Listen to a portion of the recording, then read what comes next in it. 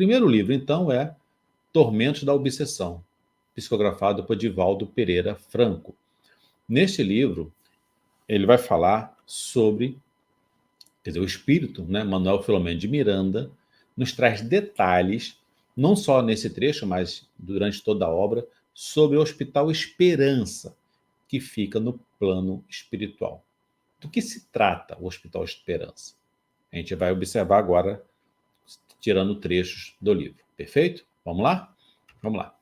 Erguido graças aos esforços e sacrifícios do eminente Eurípides Barçanufo, na década de entre 1930 e 1940, aquele sanatório passou a recolher desde então as vítimas da própria incúria, tornando-se um laboratório vivo e pulsante para análise profunda das alienações espirituais. Então, primeira coisa, aquele sanatório. Então, já observaram que é um local, né, que existe confusão mental, alienações espirituais, não é isso? E vítima da própria incúria, ou seja, nós espíritas, nós da doutrina espírita. Muito de nós está na doutrina espírita, né, mas está aí com uma certa alienação espiritual. E ao desencarnar, então, a gente é encaminhado para esse hospital, né, Hospital Esperança, para que seja, então, tratado e educado. É um hospital escola, ok? Continuando o livro.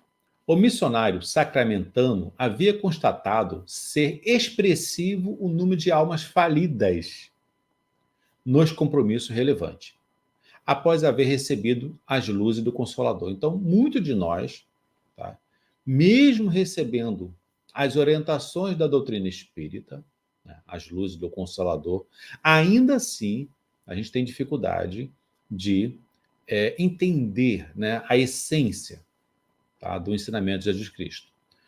Ou seja, retornavam à pátria espiritual em lamentável estado de desequilíbrio, sofrendo consolo na erraticidade inferior. Então, muito de nós volta à pátria espiritual num desequilíbrio, mesmo com todo o ensinamento da doutrina espírita. Por quê? Vamos lá, seguindo o livro. Movido pela compaixão que o caracteriza, empenhou-se e conseguiu sensibilizar uma expressiva equipe de trabalhadores espirituais dedicada à psiquiatria. Então, são trabalhadores espirituais dedicados à psiquiatria, para o socorro a esses náufragos da ilusão e do desrespeito às soberanas leis da vida, credores de misericórdia e amparo. Seguindo. Quem são esses que são credores de misericórdia e amparo, que precisam ser socorridos no Hospital Esperança? O próprio livro, o próprio Espírito Manuel Filomeno de Miranda, nos diz quem são. São médios levianos, que de respeito ao mandato de que se fizeram portadores. Ou seja, são médios que se descuidaram, né, e não conseguiram fazer um trabalho em que não respeitaram o mandato como deveria ser respeitado, né? Outros, divulgadores descompromissados com a responsabilidade do esclarecimento espiritual. Aqui eu me incluo, né? Ou seja, como divulgador, né, nesse canal, eu preciso estar compromissado com o esclarecimento espiritual. Tá? Não é minha opinião somente que basta, mas trazer a doutrina, fazer reflexões sobre ela, sabendo da responsabilidade que tenho, porque esse vídeo aqui, ele fica no YouTube, alguns de vocês assistem agora, outros vão assistir daqui a 3, 4, 5 anos, então eu preciso entender essa responsabilidade para trazer um conteúdo que ajude, né, que oriente nossos irmãos no caminho da doutrina espírita, tá bom? Então, os divulgadores descompromissados também, eles passam por esse problema e serão socorridos no Hospital Esperança. Outros, servidores que malograram na execução de graves tarefas da beneficência, ou seja, servidores que fracassaram, né? Servidores tarefeiros, né, que fracassaram na execução de graves tarefas da beneficência. Outros, escritores equipados de instrumentos culturais, que deveriam plasmar imagens dignificadoras e que descambaram para discussões estéreis e agressões injustificáveis. Vocês vão lembrar de uma passagem de Jesus, que é o seguinte: aquele que tem, se dará, e terá em abundância. Aquele que não tem, até o que tem será tomado. O que Jesus quer dizer com isso? Meus irmãos, se Deus lhe deu o conhecimento da culinária, se você conhece cozinha, cozinha bem, você pode servir a assistência, a beneficência na casa espírita cozinhando. Se Deus lhe deu conhecimentos outros, né, enfim, você pode ajudar naquela tarefa em que você tem habilidade, tem facilidade. Não tem tarefa melhor que outra. O que nós estamos aqui falando é exatamente isso. Aquilo que lhe foi lhe dado, você tem que transbordar para os irmãos. Perfeito? Continuando. Corações que se responsabilizaram pela edificação da honra em si, mesmo abraçando a fé renovadora, e delinquiram. Ou seja, são frequentadores, né, da casa espírita que não conseguiram, né, também continuar com a fé renovadora, né, abraçando a fé renovadora, não conseguiram atingir o objetivo. E outro grupo são mercenários da caridade bela e pura. São também outro grupo que também não conseguiram. Seguindo. Agentes da simonia do cristianismo, restaurado ali, se encontravam recolhidos, muitos deles após haver naufragado na experiência carnal, por não ter suportado as pressões dos espíritos vingadores, né, dos obsessores, tá certo? Inclementes perseguidores aos quais deveriam conquistar. Então, como disse o Chico Xavier, né, uma senhora foi visitar o Chico e falou assim: Chico, lá na minha casa eu estou com um espírito. Eu sinto que tem um espírito lá, um obsessor. Como eu fazer para me livrar dele? Aí Chico falou: não, minha irmã, você não livra dele. Chama ele para orar contigo. Percebe? Os espíritos obsessores são nossos credores. Nós somos devedores. Nós aqui que estamos encarnados. Somos espíritos devedores. Se eles estão presos a nós, né, é porque eles são credores nossos. O que a gente precisa fazer? Convidá-los para orar. Convidá-los para ir na casa espírita. Né? Manter um ambiente no seu lar de harmonia, manter uma conduta reta, né? Vigiar os pensamentos, vigiar os comportamentos, fazer orações 3 vezes ao dia. Todo esse conjunto faz com que aqueles credores, por algum motivo é um espírito credor, ele aos poucos, então, ele vai sensibilizando e você acaba convertendo também a doutrina espírita. Convida o seu obsessor, seu espírito credor, a ir contigo na casa espírita. Converse com ele, tá? Então, seguindo aqui o livro, ao invés de se lhes tornarem vítimas, extraviando-se na estrada do reto dever, sob a sua injunção perversa. Seguindo aqui.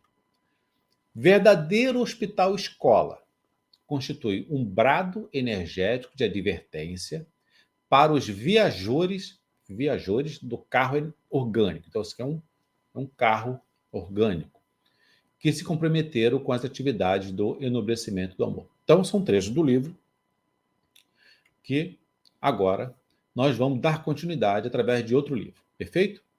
O livro agora é o livro Mereça Ser Feliz, superando as ilusões do orgulho, pelo espírito Hermâncio Dufour.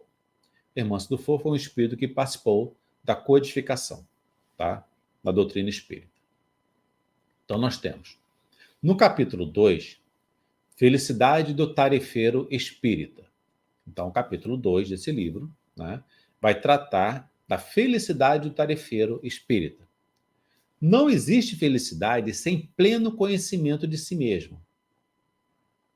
O mergulho nas águas abissais do mar íntimo é indispensável. E a convivência nesse contexto é a escola bendita. Então, a convivência é a nossa escola. Perfeito? Saber os motivos de nossas reações frente aos outros Entender os sentimentos e ideias nas relações é preciosa lição para o engrandecimento da alma na busca de si próprio. Então, não basta ser tarefeiro da casa espírita. A gente precisa também mergulhar no nosso íntimo, nas nossas sombras, nos conhecer, fazer a famosa reforma íntima. Ok? Continuando. Então, neste livro, né, o livro da nossa amiga espírita Hermance Dufour, ela trata de uma palestra que no astral, tá, que aconteceu no astral, promovida por Eurípides Barçanufo. Então, Eurípides Barçanufo, ele organizou um curso no astral. O título do curso é A Proposta Educacional de Jesus. Esse curso aconteceu no Hospital Esperança, tá? E esse curso reuniu 100 cooperadores, desencarnados, naturalmente, né? Em atividade nos serviços de psicografia mediúnica. Então, são espíritos desencarnados, colaboradores, que participam da atividade, junto com os médios aqui encarnados, né? Da psicografia mediúnica. Esse curso aconteceu durante 20 dias, em regime intensivo. Agora eu vou falar para vocês, tirado do livro do Espírito Hermance Dufour, né? Mereça Ser Feliz, trecho da palestra do nosso querido Eurípides Barçanufo. Vamos lá? Deixa eu beber um pouco d'água. Trecho da palestra. Trecho não, desculpa, a palestra na íntegra. Perdão, a palestra na íntegra, tá bom? Vamos lá. Irmãos, Jesus seja nossa inspiração. A proposta educacional de Jesus tem por objetivo a felicidade. E sua pedagogia assenta-se no amor e na esperança. Essa felicidade, no entanto, tem um preço. Qual é o preço? A construção do reino dos céus, aludido pelo Mestre, na intimidade de cada ser. Então, esse é o preço. A construção do reino dos céus, na intimidade de cada ser. Ele asseverou que o reino de Deus não vem com aparência exterior. Isso está em Lucas capítulo 17, versículo 20. Contudo, para a maioria esmagadora dos homens, Deus ainda é procurado por fora. Isso é Eurípides, tá? Tudo isso aqui é Eurípides falando. Um ativismo que tem raiz em tempos imemoriais nos degraus do processo evolutivo. Então, as raízes disso estão na nossa evolução. Aqui no Hospital Esperança, temos constatado todos os dias e cada vez mais a urgência de se conclamar os nossos co-idealistas na Terra a uma campanha pelo espiritismo por dentro. Então, Eurípides fala o seguinte, olha, tem se praticado espiritismo por fora.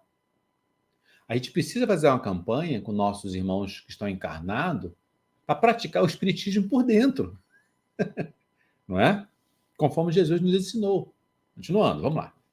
Lamentavelmente, embora seja compreensível, o vazio existencial que toma conta do homem comum tem sufocado também as esperanças frágeis de muitos corações espíritas, que se encontra à míngua de uma resta de força. Por que estariam muitos confrades nessa situação? Né? É uma pergunta que ele faz. Por que estariam muitos confrades, né? Muitos companheiros nessa situação? Qual a razão de optarem pela treva quando a luz já lhes ilumina os novos rumos? Né? Qual a razão da gente ter esse coração fraco, né? Pouca esperança, já que temos acesso à luz da doutrina espírita? Perfeito? Ele continua. Todos que aqui nos reunimos somos testemunhas dos efeitos da negligência e da invigilância de muitos amigos queridos que foram bafejados pela luz do Consolador. Então, os espíritos são testemunhas, né, da nossa negligência, da nossa invigilância, e nós fomos tocados, né, pela doutrina espírita, mas que não se deixaram penetrar pelos raios da educação espiritual. Ou seja, É o espiritismo por fora. A gente pratica o espiritismo por fora. A gente não deixa que os raios da educação espiritual entrem no nosso ser. Continuando. Precisamos dilatar as concepções dos trabalhadores da seara acerca dos objetivos e de sua adesão ao serviço de esclarecimento e edificação moral. Muitos discípulos, mais desatentos e mal informados que infiéis, têm procurado o serviço espírita imbuídos de elevadas expectativas e de vantagens pessoais, embaladas por sonhos de imediatismo e facilidade. Recorrem ao centro espírita à cata de soluções fáceis e raramente se compromete com a essência do espiritismo por dentro. Então, mais uma vez, muito de nós, a gente recorre ao centro espírita para ter soluções fáceis, né? Sem buscar a essência do espiritismo por dentro. Continuando. Demonstro boa vontade e generosidade. Todavia, em muitas ocasiões, as próprias organizações doutrinárias não lhes orientam coerentemente para serem eles próprios a solução de suas vidas, através do trabalho transformador em busca da felicidade individual. É aquela história. Nós temos a cultura, meus irmãos, de delegar ao outro a responsabilidade. Então, eu estou com um resfriado, eu delego ao médico. Então, chego lá, o que o médico preceitua, né, eu sigo. Eu estou com um problema de alimentação inadequada, eu delego ao nutricionista. Perfeito? Então, essa mesma lógica também a gente leva para o campo espiritual. Eu estou com um problema espiritual, o que eu faço? Eu delego à casa espírita. Eu delego à igreja. Perfeito? Então, a gente entende que a gente delega ao outro a nossa salvação. Ao padre, ao pastor, ao presidente da casa espírita. E esse é um equívoco, tá? Seguindo. Expressiva parcela dos aprendizes do Consolador acostuma-se, assim, a verem nas tarefas um pesado ônus, que assumem como se estivesse resgatando extensos débitos na busca da felicidade, deixando de efetuar a educação de si mesmos nas tarefas do amor e estudo. Então, muitos de nós vai à casa espírita pagar, entre aspas, uma dívida, né? Um karma, uma dívida, a lei do retorno, né? Então, assim, é uma forma de a gente, então, se afastar do problema. Passam anos ou a própria existência na condição do espiritismo por fora, entregues a posturas púdicas, sem renovarem o sentimento. Isso é crucial. A gente se entrega nas tarefas, mas a gente não renova o sentimento. Continuando.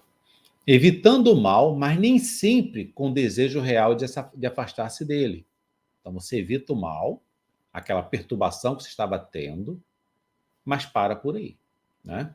Entrincheirando-se nos labores da caridade, como quem paga extensa conta com o próximo. Né? Então, o lema do Espiritismo é fora da caridade não há salvação, então eu vou fazer caridade, mas não me envolvo além disso. Tem que distribuir cesta básica? Vou distribuir cesta básica. O que tem que fazer mais? Perfeito? Então, a gente entra como tarefeiro, mas não evolui além disso. Então, continuando o livro. Nem sempre exercitando os sentimentos nobres com os quais faria sua redenção pessoal. Procuram quase sempre folga e facilidade, quando o serviço do Cristo se opera exatamente na direção oposta. Depois desencarnam, à espera de louros que não fizeram realmente por merecer. Porque plantaram o bem no próximo. Isso é verdade. E nem sempre cultivaram o bem em si mesmo. E aí eu já disse aqui em outras lives, né? Que é o seguinte: primeiro a gente bota a máscara de oxigênio na gente, para depois ajudar o próximo. Perfeito? Você está no avião, né? Tem risco, primeira coisa é você colocar a máscara de oxigênio em você.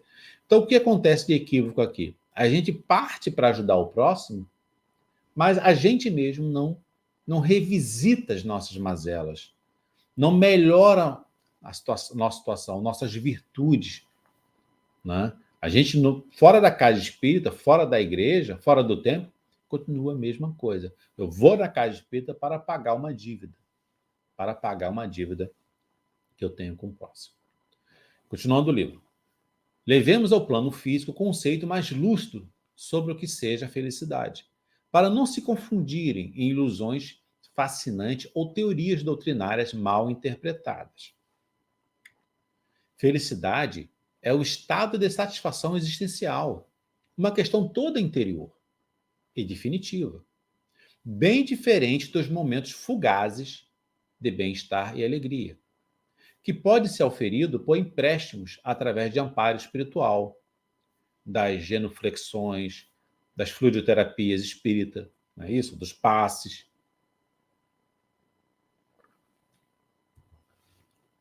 Ok? Se algo podemos acrescer aos amigos domiciliados na carne, segundo Eurípides Barçanufo, né? Será apontar o conhecimento de si mesmo como roteiro de equilíbrio e caminho para a tão almejada felicidade, a fim de assumirem um bom combate no enfrentamento íntimo. Os sábios guias da verdade já registraram que a felicidade dos espíritos superiores consiste em conhecer todas as coisas. Isso está no livro dos Espíritos, na questão 967. Esse trecho, né? Continuando o Eurípides, a palestra do Eurípides Barçanufo. Saber o que se passa conosco, entender as causas de nossas reações, mergulhar nos motivos de nossas afinidades e antipatias, pesquisar as origens de nossas tendências e pendores, conhecer as raízes das emoções e pensamentos indesejáveis, são conquistas interiores, fonte imensurável de realização pessoal. Definitivamente, fica claro que ser feliz é uma questão de interiorização, uma investigação perseverante sobre a bagagem integral do espírito. Porque nós trazemos uma bagagem, né? De memórias passadas, de vidas passadas. Essa viagem interior permitirá resgatar, paulatinamente, o reencontro com a centelha divina. O pai que foi abandonado pelo filho pródigo. A parcela imaculada de Deus no íntimo. Ou seja, nós abandonamos nosso pai. Abandonamos, né, o nosso pai. Nós somos filhos pródigos do universo. Esse passo será um laborioso trabalho de dissolver os escombros morais, sobre os quais encontro soterrado há milênios. Estão onde, pessoal? No nosso inconsciente profundo, como disse a Joana de Ângeles. São escombros, né, morais, são nossas atrocidades que estão aqui, ó, no nosso inconsciente, que nos move, que nos rege. Perfeito? Continuando aqui. Os valores espirituais em razão da tragédia da orfandade escolhida, ou seja, a infeliz escolha de abandonar a segurança da plenitude em comunhão com as leis divinas pela opção da liberdade para construir o caminho da insatisfação e insaciedade através do egoísmo. Então todos nós, no passado, abandonamos a plenitude das leis divinas, nos afastamos do Pai para ter livre-arbítrio, liberdade para fazer o que a gente quisesse. E aí a gente praticou muitas atrocidades. Uma atrocidade atrás da outra. Estamos agora voltando ao Pai, se libertando das nossas mazelas. Tá certo? Estamos agora voltando, retornando à casa do Pai, né? Porque a nossa, como dizem por aí, deu ruim. Né? A nossa liberdade deu ruim, né? Vamos voltar para a casa do Pai. Seguindo aqui o livro. A exemplo do filho pródigo do Evangelho, o homem está escravizado pela insegurança perturbadora causando-lhe dores inconsoláveis e sentimentos de revolta, desamor e tristeza, que nascem do reflexo cruel do personalismo viciado, né? Nesse trajeto de distanciamento da luz paternal de Deus, nasceu o maior inimigo de todos nós, o orgulho, como sendo saliente sentimento de superioridade que nós vimos obrigados a gestar para encenarmos a segurança que perdemos por desligarmos do Pai. Então, o que acontece? O Eurípides Barçanufo aqui foi perfeito, assim. Essa palestra, eu sugiro vocês entrar depois no blog, baixa, rever esse vídeo, porque chega a ficar arrepiado. Olha só. Da onde nasce o orgulho? Né? Conforme o Eurípides nos ensina.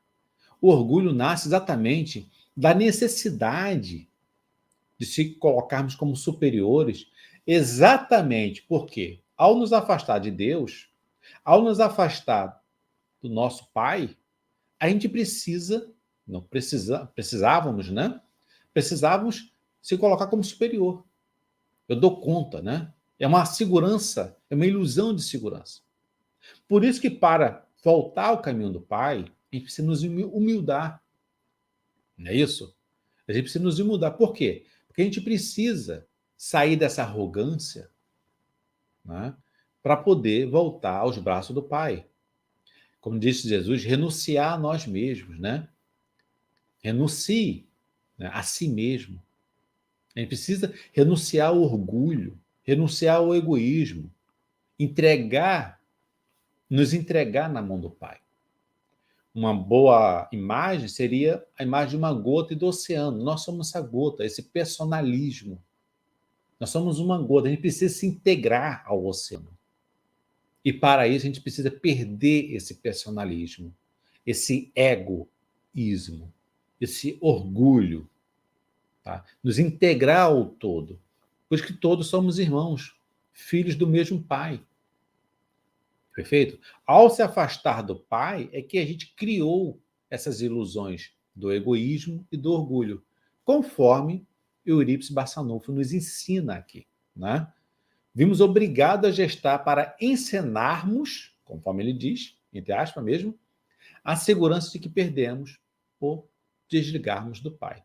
Então a gente precisou encenar uma segurança, né? O orgulho, o egoísmo, porque a gente se desligou do Pai, a gente perdeu a segurança do Pai.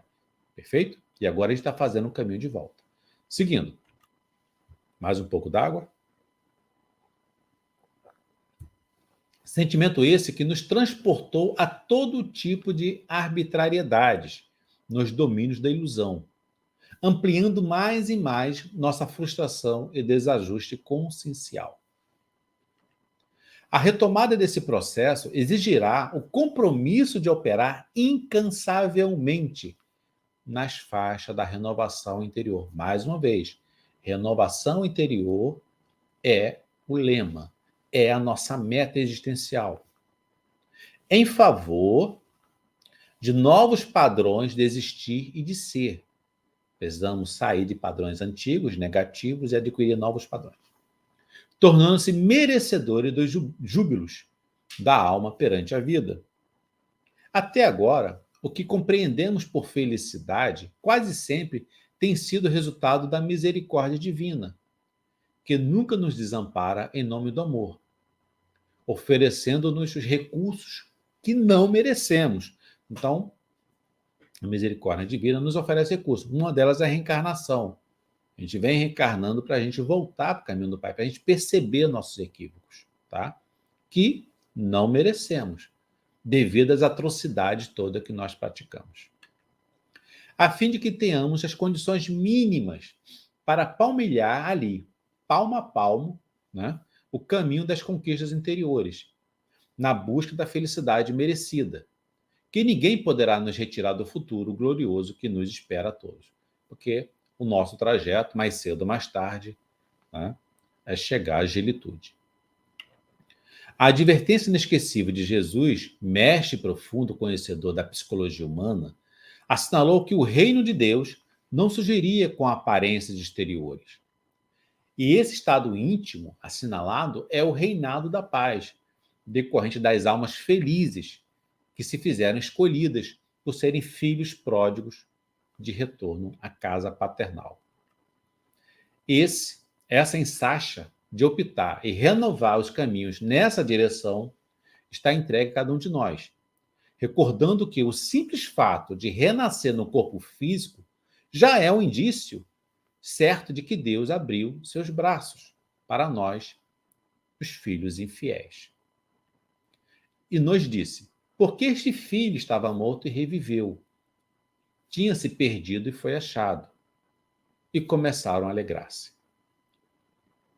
Nossa tarefa será levar aos irmãos iluminados pela doutrina da imortalidade, Eurípides Barçanufo, tá? Que é preciso vencer as aparências e exterioridade, vigiar as decisões para não permitir o equívoco de procurar felicidade nas questões efêmeras, repetindo velhas atitudes de religiosidade estéril em comportamentos moralistas e autoritários, com os quais acredita-se possuir o reino do céu. Então, muitos de nós temos, né, esses comportamentos moralistas e autoritários, achando que com isso a gente tem o reino dos céus. Confirmemos, em nome da caridade, que pede a sinceridade, que o joio da atitude pernóstica e arrogante tem rondado a sementeira do Cristo, com ares de trigo vicejante.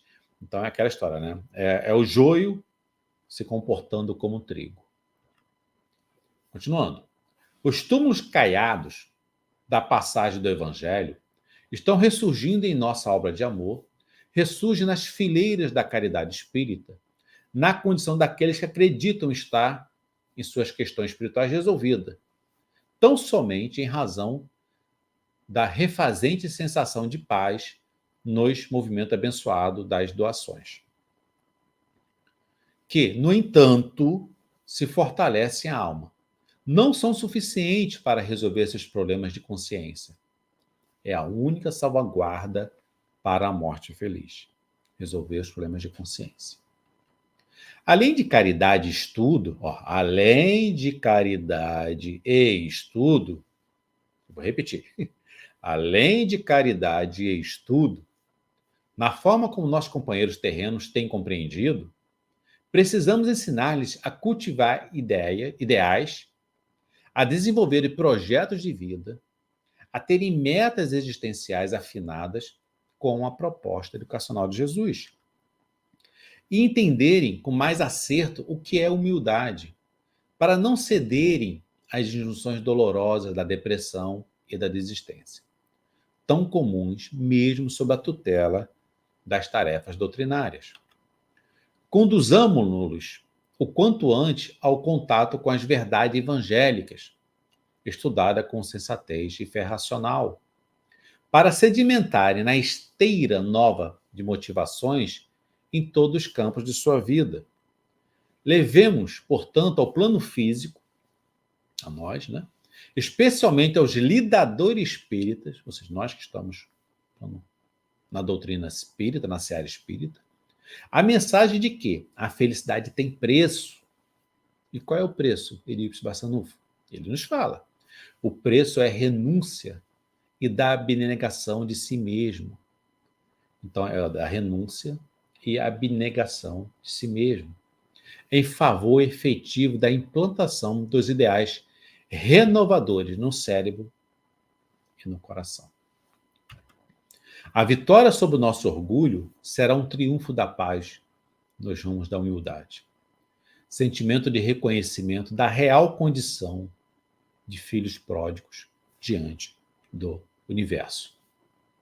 Enquanto muitos irmãos operosos idealistas estão comparando-se a missionário dos tempos modernos, carecemos incutir-lhes, nas nascentes do coração, o sentimento de humildade no resgate da realidade da qual são portadores, que não ultrapassa a excelente condição de filhos arrependidos em busca de melhora e recuperação, Então, a proposta educacional de Jesus utiliza-se da pedagogia do amor a Deus e ao próximo, como a si mesmo. Sua didática está contida no ensino: aquele que quiser vir a mim, negue a si mesmo. Então, para a gente seguir Jesus, seguir a Deus, a gente precisa negar a nós mesmos. O que é negar a nós mesmos? Exatamente acabar com o nosso orgulho, acabar com o nosso egoísmo. Sentir o amor de Cristo. Continuando. Portanto, o amor e a renúncia da personalidade exigente são nossos caminhos de libertação espiritual e resgate para a aquisição da condição de filhos pródigos, de filhos de Deus. Felicidade está amplamente vinculada ao merecimento, e merecimento é divina concessão da vida, que responde ao nosso esforço do bem com maiores possibilidades para trabalhar e servir, aprender a amar, na conquista da harmonia interior, que é outro nome que é dado para a felicidade. Perfeito? Para finalizar, um outro livro, trecho de outro livro. Aqui já não são trechos, são comentários, tá? Do livro Lírios de Esperança, de Hermance Dufour. Então, esse livro, Livro de Esperança, de Hermance Dufour, é um livro em que Hermance Dufour relata minuciosamente a história verídica de dois líderes espíritas. Ambos possuíam um extenso histórico de serviços prestados à causa espiritual. Porém, enfrentaram dores e dificuldades notáveis em sua jornada espiritual. Os protagonistas, Selena e Marcondes, desempenharam papéis proeminentes na divulgação da doutrina espírita. Eles possuíam um profundo entendimento das obras de Allan Kardec, bem como dos livros auxiliares, que complementavam, né, os princípios da orientação espiritual. No entanto, devido à arrogância e soberba na sua conduta, deixaram um rastro de dor para si próprios.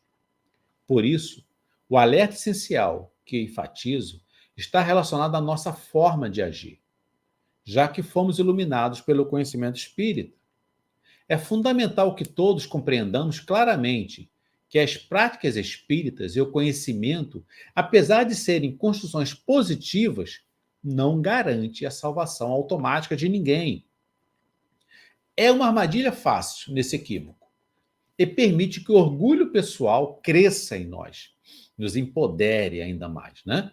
Devido exatamente à nossa familiaridade com os princípios doutrinários, com a nossa dedicação às atividades espírita. Então, essas atividades, as dedicações, né, a caridade e o entendimento da doutrina, o que que faz?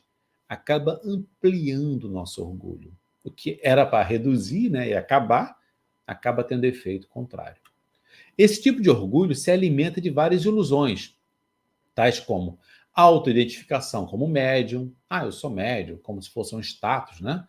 Sou dirigente, fundador de instituições beneficentes, né? Palestrante renomado, escritor prolífico, membro de organizações influentes, praticante de passe. Não, eu aplico passe e outras fantasias que, no fim das contas, não influenciam para a nossa tranquilidade interior e nosso progresso espiritual. É muito fácil nos enganarmos a nós mesmos, né? Nos envolvendo profundamente em ações benéficas externas, sem, no entanto, dedicarmos a um esforço equivalente à transformação interna. Esse movimento interno refere-se à reforma dos nossos sentimentos e inclinações mais profundas. Então, pessoal, voltando aqui para a tela principal, essa é a mensagem de hoje. Não vou me ampliar demais, porque o vídeo já está ficando extenso, né? Ficando longo. Então, a mensagem de hoje é exatamente: a gente precisa trabalhar a reforma íntima. Reforma íntima é a palavra-chave. Precisa fazer caridade? Sim. Precisa ajudar os irmãos? Sim. Mas se a gente também não trabalhar o nosso espiritismo por dentro, como disse Eurípides Barçanufo, só ficar no espiritismo por fora, a gente vai cair em mais um equívoco, tá bom? Então, meus irmãos, obrigado a todos. Estamos encerrando então o nosso estudo da doutrina espírita